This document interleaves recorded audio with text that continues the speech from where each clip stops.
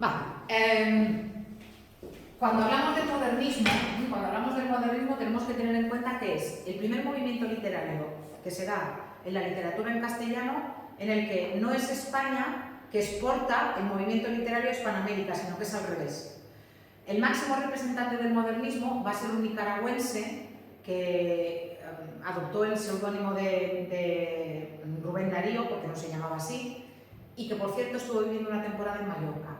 Si vais al Paseo Marítimo, justo enfrente del Consolat de Mar, allí hay un busto que representa a Rubén Darío, porque estuvo una temporada viviendo en el terreno, detrás de Titos. Si seguís para allá arriba, por Plaza Comida, os suena. Bueno, pues por allá arriba tuvo una casa, una temporada Rubén Darío. Fue además, estuvo viviendo también en Madrid unos años porque tuvo un cargo diplomático, y es verdad que era un hombre que era muy militante del modernismo y que de hecho cuando había algún poeta que despuntaba, enseguida se lo llevaba con él y le decía: tú tienes que seguir el modernismo y tú tienes que escribir como yo, tienes que escribir siguiendo nuestros principios. Eso es lo que va a hacer, por ejemplo, con Juan Ramón Jiménez y también con Antonio Machado. A ver, los modernistas siguen el principio de el arte por el arte. ¿Eso qué significa? Significa que la obra artística no tiene ni que reflejar la realidad, ni tiene que luchar contra las injusticias, ni tiene que plasmar problemas o proponer soluciones, sino la obra artística es una entidad autónoma que tiene valor simplemente por el goce estético que produce. Ya está. A mí, por ejemplo, La Sonatina me parece que es un poema que está excelentemente construido. Es un poema que desde el punto de vista métrico, desde el punto de vista de las imágenes, desde el punto de vista del ritmo, la princesa está triste, que tendrá la princesa, los suspiros escapan de su boca de fresa, va alternando vocal débil, tónica, débil, tónica, débil, tónica. O sea, es una maravilla de la ingeniería poética, pero al final es un poema que dices... Es que yo, o sea, me ha gustado, pero se me ha hecho un poco pesado. Claro, es... Y... ¿sabes? Llegas al final del poema y dices, vale, y hay otros poetas de la misma época que con menos artificios me cuentan cosas que me llegan más. ¿Sí? Bueno, ¿cuál es la característica? Mirad, la característica fundamental es que predomina la forma sobre el contenido. Si los autores del modernismo destacan en algo, es justamente lo que hemos dicho, en el lenguaje que utilizan, en la forma. Al final, lo que te cuenta el poema es casi lo de menos. Porque ya os digo, o sea, el resumen de La Sonatina es ¿cuál? Hay una princesa que está triste porque vive en una jaula de oro. Punto final. ¿Y de ahí qué? ¿Me identifico con la princesa? No. ¿Me está diciendo algo más profundo? No, me está diciendo lo que me está diciendo. Por tanto, predomina la forma sobre el contenido. Es más importante cómo se cuenta que lo que se cuenta. Es una literatura escapista, es una literatura de evasión, es una literatura que se va al pasado medieval, al siglo XVIII, a tierras lejanas, eso también nos sonará un poco de romanticismo, pero atención, por primera vez nos vamos a encontrar con una reivindicación de la América precolombina o de los mitos y de historias que tienen que ver con América no colonizada. Aztecas, todo. Efectivamente, o incas, o mayas, ¿por qué? Porque el núcleo duro, el núcleo original del modernismo en España, como os he dicho, está formado por Rubén Darío y por otros autores de Hispanoamérica. Solamente os hablaré de Rubén Darío, pero hay más autores. Eso sí que hay que reconocérselo, que hacen un esfuerzo de renovación en el lenguaje. Cuando no encuentran la palabra que necesitan en español, van a introducir palabras que son extranjeras. Cuando pueden, van a recurrir a una palabra que ya no se utiliza en castellano, pero la van a utilizar por la forma que tiene o por lo que evoca. Por ejemplo, yo qué sé, en lugar de decir marfileño, van a decir eburneo. En lugar de decir dorado, van a decir áureo. ¿Y estos son? Estos son arcaísmos, que es una palabra que es antigua, que ya no se utiliza. Arcaico, ¿no? Arcaico, efectivamente. En lugar de decir dorado, van a decir argentino. Sí, perdona, en lugar de decir plateado, van a decir argentino. En lugar de decir dorado, van a decir áureo. Sí, van a utilizar, por ejemplo, palabras desusadas. ¿Por qué? Por la belleza que tienen. y por la sonoridad. También van a utilizar, como hemos visto antes, con ipsipila, neologismos. ¿Que no está la palabra que yo necesito? Pues me la invento y me quedo tan ancho. Sí, eso lo puede hacer Rubén Darío, nosotros no, ¿eh? Y también van a incluir americanismos. Aquí tenéis un poema de Rubén Darío, que es Caupolicán, en el que justamente se habla de cómo se elige al jefe de la tribu, una vez ha muerto el otro, que les hacían la salvajada de ponerles un tronco, a los que querían ser jefes de la tribu, les ponían aquí un tronco y les hacían caminar. Y el que más caminara era el que al final era el jefe de la tribu. Y cuenta la leyenda, eran araucanos de Chile, Caupolicán era de Chile. Chile era Arauco, antes de que llegara Colón. Entonces, antes de que llegaran los españoles, que Colón nunca llegó a Chile, antes de que llegaran los españoles. Y cuenta la leyenda que Caupolicán estuvo caminando con el tronco un día entero. Un día entero. Y si tenéis aquí el poema, al final del poema, cuando él ya ha caminado un día entero, su tribu lo proclama Toki. Toki es jefe, pero es el jefe de la tribu, es el jefe del pueblo. Entonces, como en castellano no hay ninguna palabra que le guste a Rubén Darío, ¿qué hace Rubén Darío? Pues cuando cuenta la historia de Caupolicán, lo que hace es que mete la palabra original que se utilizaba antes de que se impusiera el castellano a los que vivían allí, y utiliza ese americanismo. Es como los anglicismos de la publicidad. Efectivamente, Vale. efectivamente. ¿Qué más? Nos vamos a encontrar con que se buscan efectos a base de sensaciones. Vamos a ver, por ejemplo, muchas sinestesias. Sinestesias es la mezcla de los sentidos. En el poema de Rubén Darío en un momento se habla de dulzura de luz. La dulzura la notamos por la boca, pero la luz por la vista. La sinestesia es el recurso estilístico que mezcla dos sentidos. Nos vamos a encontrar con cantidad de colores. Si repasáis sonatina, vais a ver la cantidad de colores que hay. Rosas, rojos, azules, dorados, plateados, blancos. Hay muchos, muchos colores. Y nos vamos a encontrar también con musicalidad.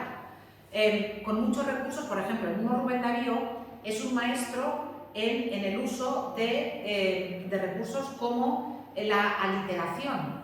La princesa está triste, que tendrá la princesa, los suspiros se escapan de su boca de fresa. Esa repetición de las eses parece que se le está escapando el suspiro. O por ejemplo, en un momento dado Rubén Darío describe en otro poema a una mujer que se abanica y dice que se abanica con el ala leve, con el ala leve del leve abanico. Y así como coloca la L y la E, eso es una aliteración de la L y la E, tú vas viendo que se está moviendo el abanico. Tú estás viendo con el ala leve, con el ala leve del leve abanico. Se está abanicando la marquesa para mí. Entonces, utiliza muchos efectos que tienen que ver con el sonido, no solamente con la musicalidad.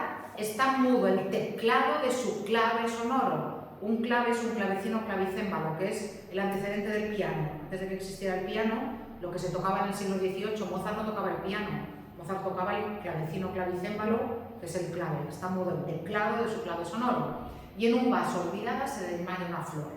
Y utiliza allí una rima aguda que parece que la flor se está cayendo.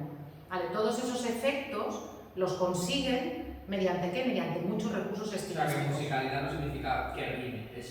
No, que rima, pero rima más allá. Si vais a la sonatina, fijaos que la rima no es solamente, no riman solamente el final de los versos, sino que si os fijáis, muchas veces hay rimas internas.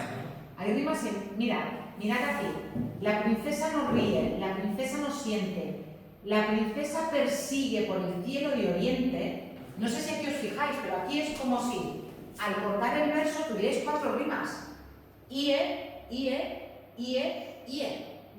Encima, estas dos serían consonantes y estas 2 rimas serían asonantes. Eso consigue una musicalidad.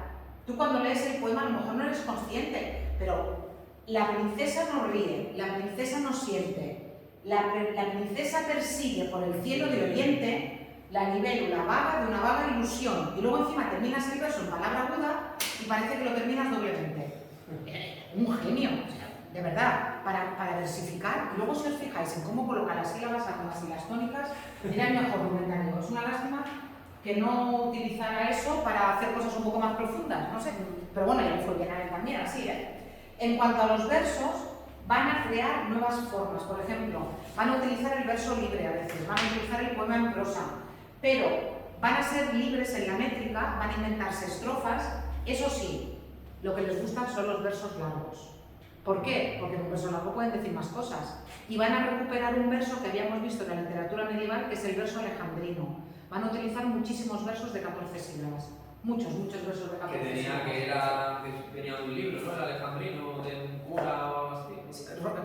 Bueno, voy a decir que sí, pero la cuadernavía la utilizaba el mestre de clerecía, y no se había vuelto a utilizar en castellano, y Rubén Darío lo recupera. Pero es más, llegan a utilizar también versos de 16 y hasta de 18 sílabas, porque necesitan decir muchas cosas. Autores más destacados, evidentemente, destaca sobre todo el poeta nicaragüense, como os he dicho, Rubén Darío, que va a ser el que va a sentar las bases del movimiento en una obra que se llama Azul y que después va a rematar con prosas profanas. Azul va a tener una repercusión enorme en la literatura en España, no solamente en Hispanoamérica, sino también en España. Entre los autores ya propiamente españoles hay que citar a Antonio Machado en su primera etapa, porque la segunda etapa de Antonio Machado será del 98. También a Ramón María del Valle Inclán, que le va a pasar como Antonio Machado. En su primera etapa va a ser modernista, pero luego se va a cansar de tanto fuego de artificio y va a tocar la realidad española, ¿sí? Y, atención, Juan Ramón Jiménez, que va a ser el gran poeta de toda la primera mitad del siglo XX en España. Juan Ramón Jiménez va a empezar escribiendo obras modernistas, porque cuando él empieza a publicar poemas que son por románticos. Él empieza a publicar poemas, para que me entendáis, tipo Bécquer. Y cuando Rubén Darío descubre a Juan Ramón Jiménez, enseguida se reúne con él y le dice: tú tienes que ser modernista. Y Juan Ramón Jiménez empieza a escribir obras modernistas de las que después se horrorizará. Por ejemplo, las dos primeras obras modernistas de Juan Ramón Jiménez, que son Ninfeas y otra que no os he citado aquí, que es Campos de Violeta. Campos de Violeta se imprimió en tinta violeta. Juan Ramón Jiménez, claro, la belleza, la cosa esta, ¿no? Él quería que el libro reflejara la belleza de sus poemas y entonces mandó imprimir el libro en tinta violeta y Ninfeas en tinta verde.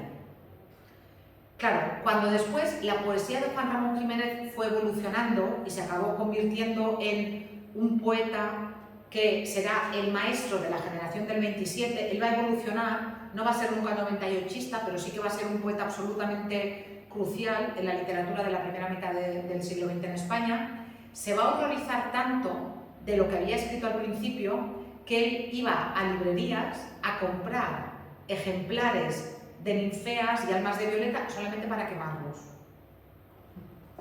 Si alguien tiene un ejemplar de aquella primera edición, tiene una millonada, porque se dedicó a quemarlos prácticamente todos, porque luego le horrorizaban. Y cuando él después él publicaba su obra en forma de antologías, después quitó todos los poemas de su primera etapa.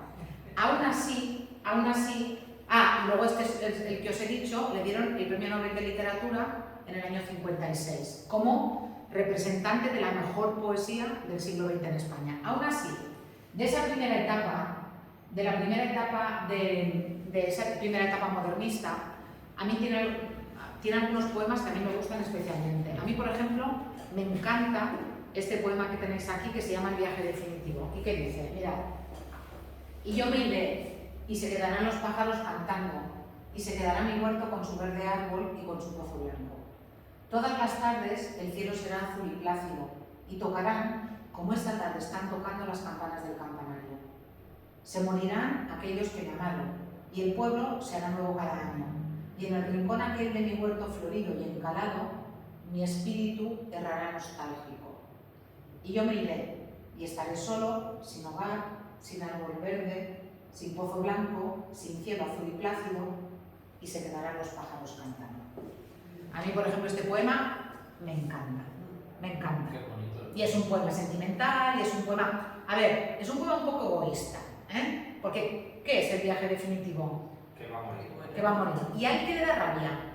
Ya que se quede... Que se quede todo igual. Sí. O sea, es como, y yo me voy a morir y se va a quedar todo igual. Nadie O piensa sea, en- no, es como, y se va a quedar... Como que le da rabia.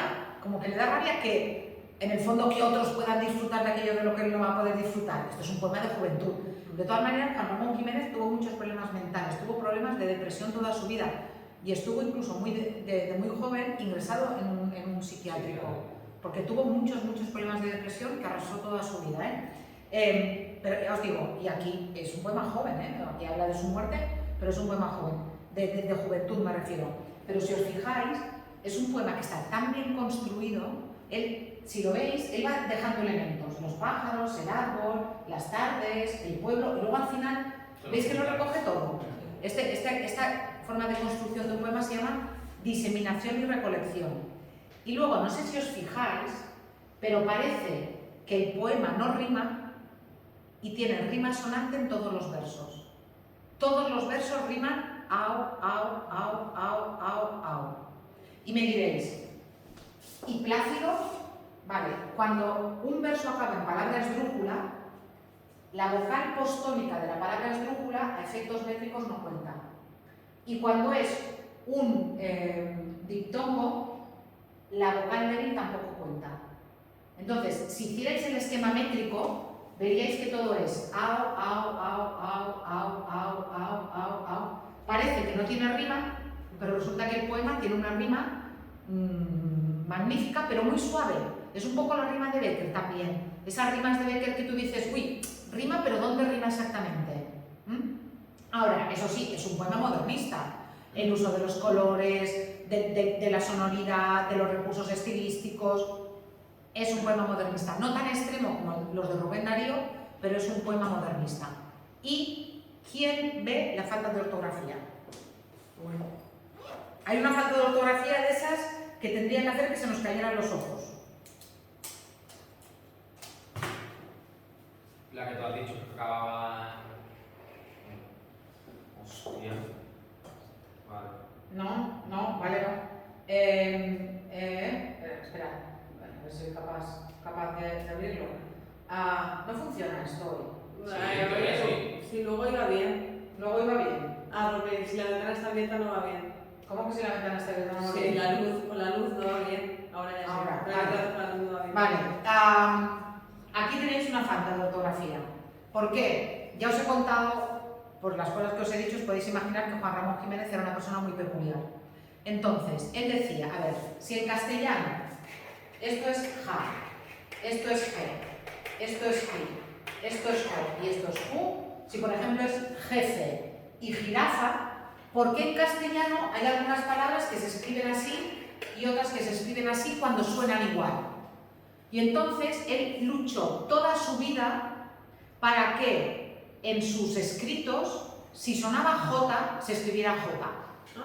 Y entonces él desechó esto y cuando mandaba sus libros a la imprenta se los devolvían corregidos y le devolvían nostálgico y él lo volvía a devolver y lo volvía a devolver corregido. Y de hecho él tiene uno de sus poemas más famosos luego de la etapa de la poesía pura, de la etapa importante de él, que se llama Inteligencia, el poema, y lo escribe así. Y lo escribe así. Fue premio Nobel de Literatura, lo puede hacer él, no lo podemos hacer nosotros. Pero por eso aquí se escribe nostálgico, yo lo he respetado, yo he respetado la versión de Juan Ramón Jiménez. Y ya os digo, es un modernismo más suave, un poquito más tranquilo, diríamos, que el de Rubén Darío, pero sigue siendo un poema modernista.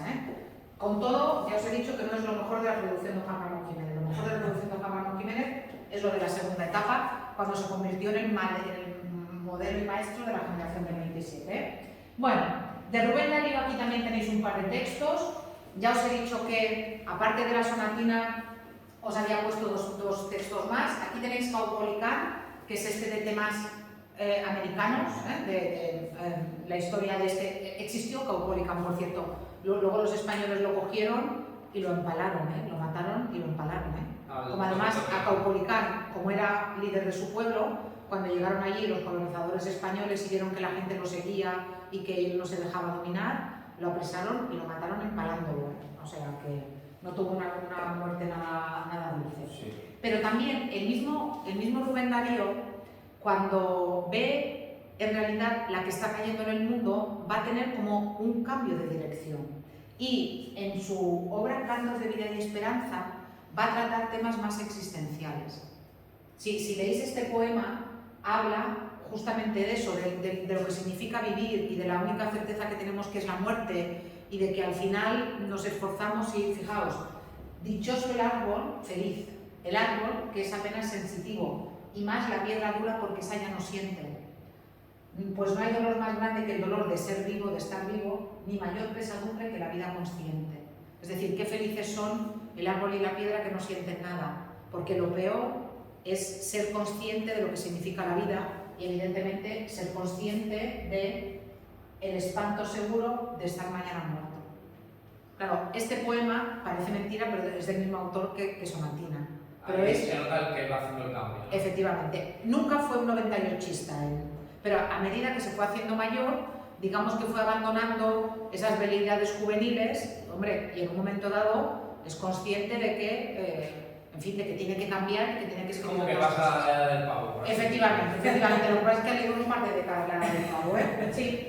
Venga, aquí tenéis esto y los que opinan que la generación del 98 es otra cosa, los que opinan que la generación del 98 es otra cosa, se van a basar fundamentalmente en las diferencias que hay entre modernistas y generación del 98. Pero, lo tenéis en el vídeo aquel, pero yo os lo recuerdo, en realidad se conocían, en realidad publicaban en las mismas revistas, compartían las mismas tertulias. Aquí tenéis una fotografía de una tertulia en la que hay autores modernistas y autores de la generación del 98, aunque el vídeo trate de la generación del 98, participaron en actos conjuntos. ¿Os acordáis que os conté que le quitan el premio Nobel de Literatura a Galdós? Sí. Que os lo conté en el tema anterior. Se juntan y hacen un acto de desagravio a Galdós y una colecta para, de alguna manera, aliviar los últimos años de la vida de Galdós. Y se juntan, por tanto, se conocen, se aprecian, se leen, pero después, a la hora de escribir, es verdad que tienen notables diferencias, como veremos ahora. Aparte de eso, quiero aprovechar que es la primera vez que aparece el término generación para explicaros qué características tiene que tener una generación, porque después os voy a hablar de la generación del 27 y más adelante, en el tema 3, os voy a hablar también de la generación del 50. Entonces, para que un grupo de escritores sea considerado generación literaria, ¿qué características nos tenemos que encontrar? Ahora no os hablo del 98, ahora os hablo en general de cualquier grupo de escritores para que sean generación, ¿eh? Bueno, entre ellos no puede haber más de 15 años de diferencia. Autores que se lleven 25 años no pertenecen a la misma generación literaria. Tiene que haber una diferencia máxima de 15 años. Además de todo eso, tienen que tener una formación intelectual semejante, o que todos sean autodidactas, o que todos hayan ido a la universidad, o que todos hayan tenido como modelo a un filósofo determinado. Tienen que tener algo que les ayude de alguna manera a tener una formación más o menos semejante, ¿eh? Más o menos común, ¿eh? Además de todo eso, tienen que tener actos que impliquen convivencia personal. Tienen que conocerse, tienen que tratarse, tienen que ser amigos o enemigos, pero en cualquier caso tienen que tratarse, ¿eh? Básicamente. Además de todo eso, tiene que haber un hecho, tiene que haber algo en la historia que los agrupe, tiene que haber algo que haya ocurrido en la historia de su país o en la historia del mundo que de alguna manera sea muy importante para esos autores. En el caso de la generación del 98 está clarísimo. En el caso de la generación del 98, lo que los une es el desastre del 98 o el hecho generacional que los marca, ¿eh? Además de todo eso, se tiene que dar la coincidencia, o se tiene que dar la característica de que tienen que tener algunas características de estilo, tienen que escribir de una manera que los signifique. Por ejemplo, ahora lo veremos, en el caso del 98, aquello que los define es que, en general, no muestran mucho cuidado por el lenguaje. Son más de decir las cosas que de decirlas bonitas. Evidentemente son escritores, cuidado, son escritores, por tanto, siempre va a haber cuidado por el lenguaje.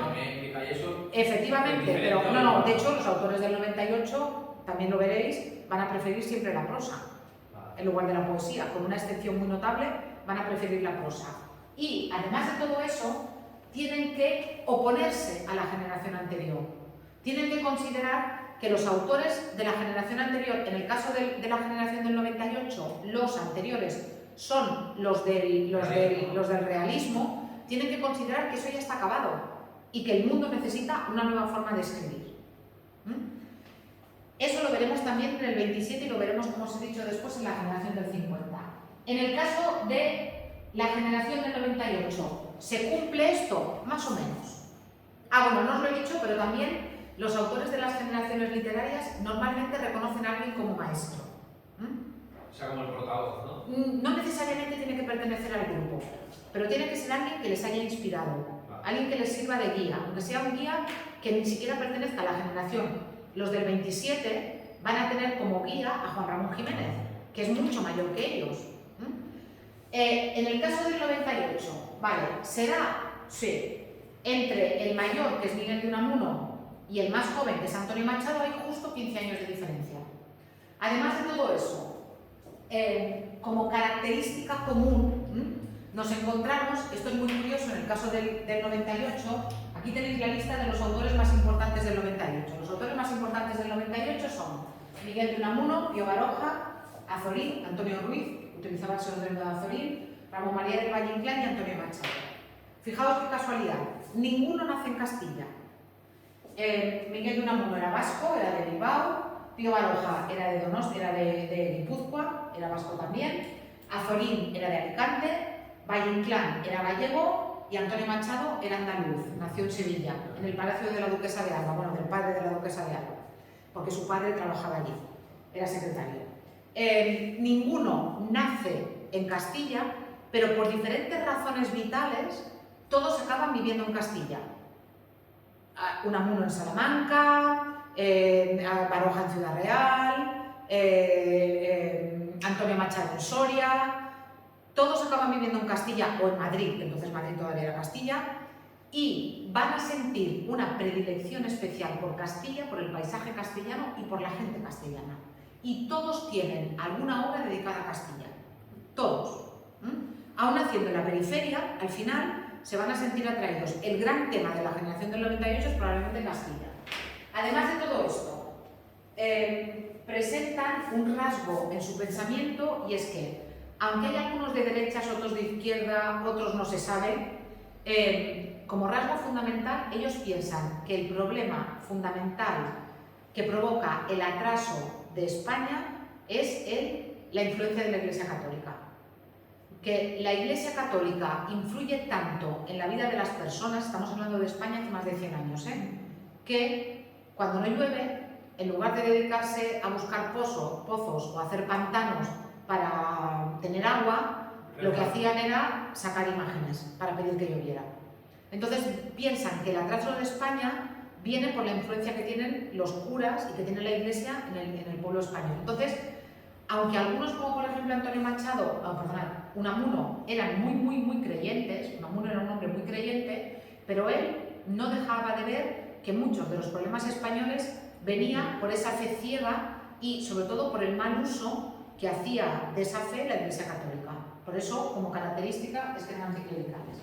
Tienen preocupaciones similares, son regeneracionistas, quieren cambiar el país, quieren europeizar España. Colaboran y se relacionan a través de revistas y les une el desastre del 98. Por tanto, comparten la mayoría de las características que tiene que tener una generación. ¿Sabéis la que no comparten? La que no comparten es la de la educación similar, la formación similar, porque aquí había de todo y había gente que incluso no había estudiado, que era autodidacta, como Antonio Machado, que estudió ya de muy mayor. Eso es lo más complicado, creo yo. Sí, pero bueno, en el caso del 27, no, en el caso del 27 eso lo cumplen también. Sí. Vale, Autores. Mirad, en el caso de los autores, aquí de Miguel de Unamuno, no os he puesto ningún fragmento de ninguna obra, pero sí que os recomiendo vivamente que veáis esta película. No sé si alguien la ha visto, se llama Cuando acabe la guerra. Es que ahora no sé aquí porque esto está cortado, no sé por qué. No sé por qué esto se ha cortado aquí abajo. Esperad. Vale, no sé si habéis visto esta película. Es la última película que hizo Alejandro Amenábar. Debe de tener 4 años o 5 años la película. Es una película maravillosa y es una película que se centra en los últimos días de vida de Unamuno. Él era rector en la Universidad de Salamanca y cuando Franco cuando Franco da el golpe de Estado, Salamanca es una de las primeras ciudades que cae del bando franquista. Una de las primeras. No sé si os lo ha explicado Joan, pero hay zonas de España que aguantan mucho tiempo. Madrid, lo veréis en las bicicletas, son para el verano. Madrid aguantó mucho. Valencia aguantó mucho. Cataluña fue lo último que cayó. Pero Salamanca, por ejemplo, cayó enseguida. Y Unamuno tuvo un enfrentamiento con el jefe de la falange española, que era Millán Astray. Y a partir de allí, se desarrollan una serie de hechos. Cogen también a un amigo suyo de Unamuno, los franquistas. Él tiene un problema, como os he dicho allí. Se entera también durante la película de que han matado a Lorca. Y es una película interesantísima, no solamente por la figura de Unamuno, sino también para entender cómo fueron aquellos primeros meses de la guerra civil. Y luego el pensamiento de Franco de no solamente tengo que ganar la guerra, sino tengo que arrasar el país y tengo que arrasar con todos los que alguna vez han creído en la libertad y en la democracia para poder gobernar sin problemas durante los años que me quedan. Y es una película muy, muy interesante. Yo la tengo comprada y aquí os he puesto un enlace. A lo mejor os dice que me tenéis que pedir permiso, entonces nada, se manda automáticamente un correo y yo os doy permiso. Yo os la recomiendo muchísimo, la película. El protagonista es el de 8 apellidos vascos. ¿Cómo se llama? No, el padre de ella. Sí. ¿Cómo es? El vasco, Sí. el barba. Bueno, hacen un Unamuno magnífico. Y si alguna vez vais a Salamanca, yo lo recomiendo porque es una ciudad preciosa, si alguna vez vais a Salamanca, se visita la Universidad Antigua. Y en la Universidad Antigua han conservado como casa-museo la casa donde Unamuno vivió los últimos años de su vida. Pues ya os he dicho que fue rector de la Universidad de Salamanca. Y se conserva como casa-museo. Y se ve su cama, y se ven sus libros, y su biblioteca, y hay una vitrina. Él hacía papiroflexia, pero hacía unas virguerías que, tienen un tratado de papiroflexia.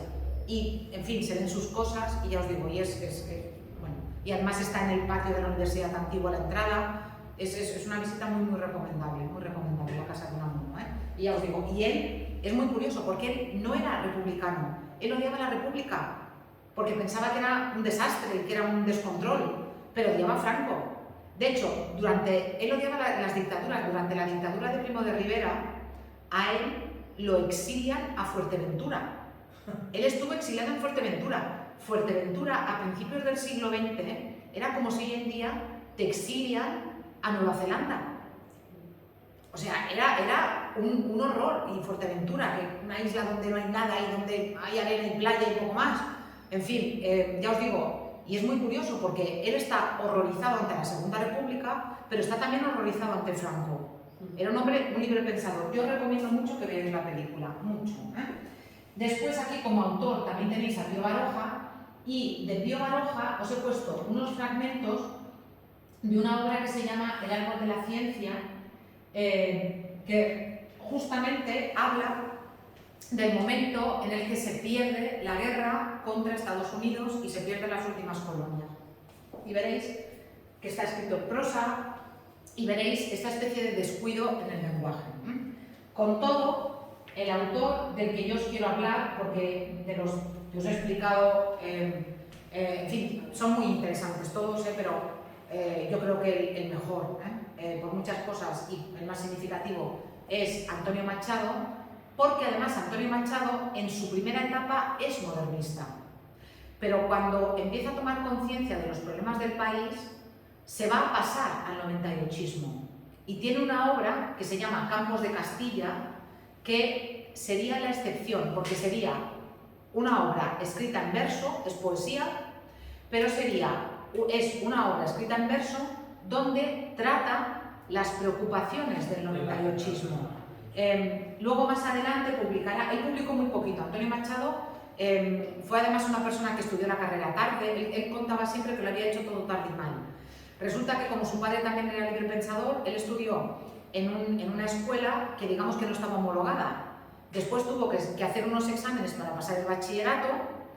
Como él había estado estudiando unos años en Francia, luego resulta que hablaba muy bien francés, se presentó a las oposiciones a profesor de francés sin haber estudiado carrera, que entonces se podía, aprobó las oposiciones a profesor de francés y luego, mientras era profesor, fue cuando estudió la carrera de filosofía y letras.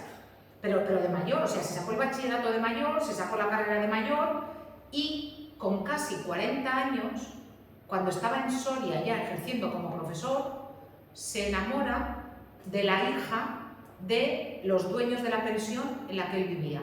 Cuando le dan la plaza en Soria, él no alquila un piso por su cuenta, sino que esto era muy normal en los hombres de la época, que no sabían en general hacer tareas domésticas, entonces iban a una casa particular que alquilaba habitaciones y en la casa pues les lavaban la ropa, les hacían la habitación y les hacían la comida.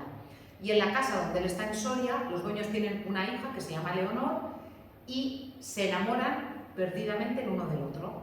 Él tiene casi 40 años y ella tiene, cuando se casan, 15. Wow. Pero, últimamente se han encontrado unos documentos que sugieren que se manipuló la partida de nacimiento y que probablemente ya tenía 13, no 15, 13. Ahora os voy a enseñar la foto de la boda. Vaya, que era un buen escritor, pero... Pero ahora diré una cosa que es muy políticamente incorrecta, pero mirad, esta es la foto de la boda. Esta es ella el día de la boda. ¿Qué? ¿Es una niña? Una niña. Sí.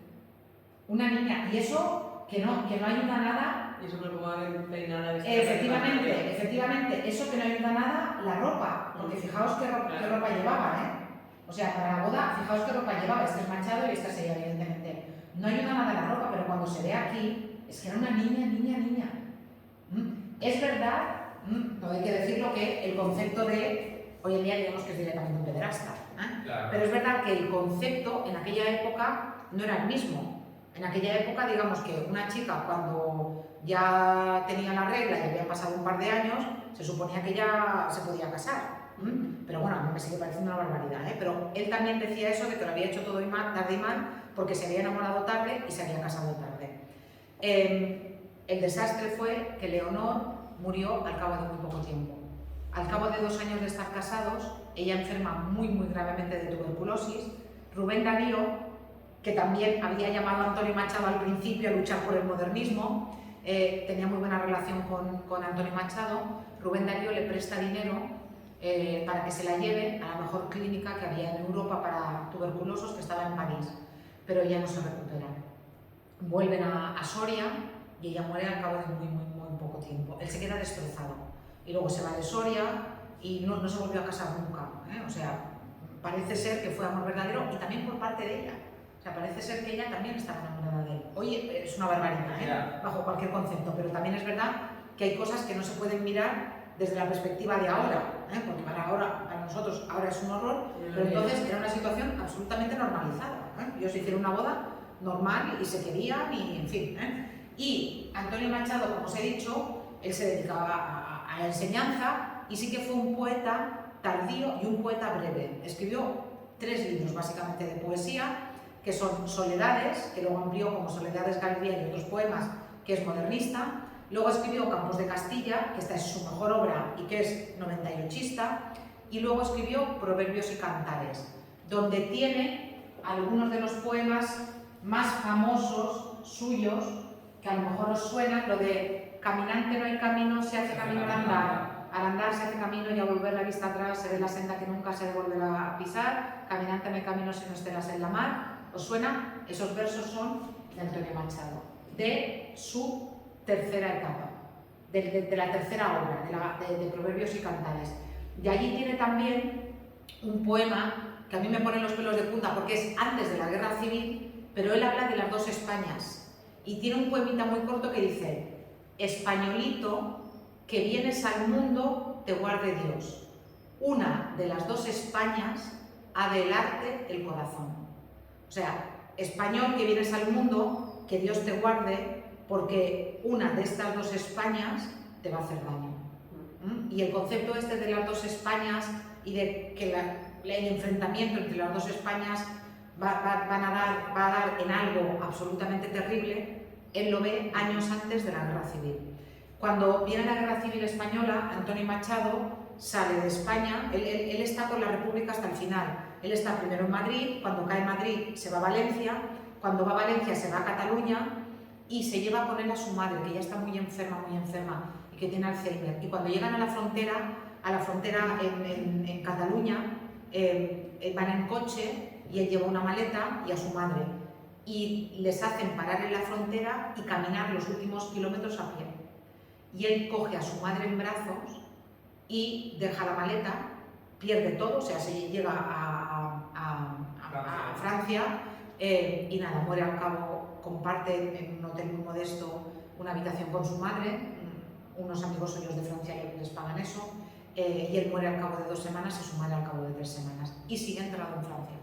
Antonio Machado murió en el exilio y sigue allí. Cada año, en el aniversario de su muerte, se hace un acto, se va allí a su tumba. ¿Qué pueblo es? Montpellier. Yo he estado de Sí.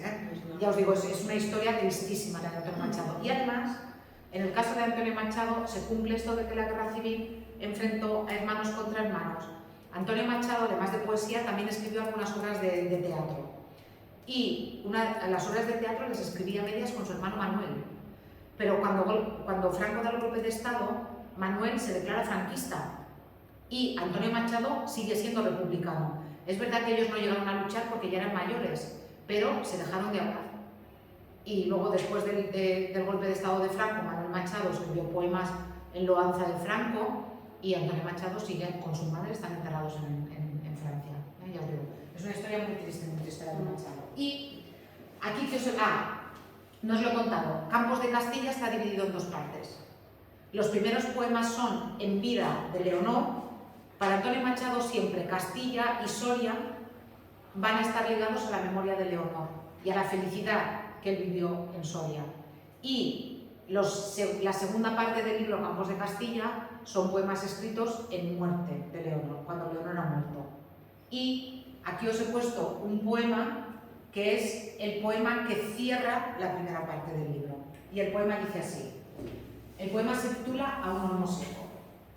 Al olmo viejo, hendido por el rayo y en su mitad podrido, con las lluvias de abril y el sol de mayo, algunas hojas verdes le han salido. El olmo centenario en la colina que lame el duelo. Un musgo amarillento le mancha la corteza blanquecina, al tronco carcomido y polvoriento. No será cual los álamos cantores que guardan el camino y la ribera, habitado de pardos ruiseñores. Ejército de hormigas en hilera va trepando por él, y en sus entrañas urden sus telas grises las arañas. Antes que te derribe, olmo del Duero, con su hacha el leñador y el carpintero te convierta en melena de campana, lanza de carro, yugo de carreta. Antes que rojo en el hogar mañana ardas en alguna mísera caseta al borde del camino. Antes que te descuaje un torbellino y tronche el soplo de las sierras blancas, antes que el río hasta la mar te empuje por valles y barrancas, olmo, quiero anotar en mi cartera la gracia de tu rama recogida. Mi corazón espera también hacia la luz y hacia la vida otro milagro de la primavera. Aquí en realidad no está hablando del olmo, aquí está hablando de su mujer. Es esta recuperación que hay antes de la muerte. Sabéis que mucha gente dice que cuando alguien tiene una enfermedad larga, que justo antes de morir tiene unos días o unas horas que se recupera. Pues es eso, o sea, él toma como excusa, había un olmo que estaba muerto y resulta que con la primavera le han salido unas hojas verdes y aprovecho para contar esta historia en mi cuaderno. Él dice en mi cartera, en mi cuaderno, le han salido unas ramas. Entonces, antes de que alguien acabe talando ese olmo y acabe en cualquier sitio, yo quiero recordarlo. Pero en realidad, mi corazón espera también hacia la luz y hacia la vida otro milagro de la primavera. No se produce. Y cuando giras la página, en el siguiente poema Leonor ya está muerta. Ya está muerta. Ya os digo, para mí es un poeta magnífico. Campos de Castilla es una obra maravillosa y él fue un hombre que tuvo al final, pues es un final muy triste. Bueno, como casi todas las historias de la guerra civil, fueron muy tristes, ¿eh? Bueno, pensaba que me iba a dar tiempo de hacer más cosas, no me ha dado tiempo, naturalmente, soy muy optimista, pero bueno,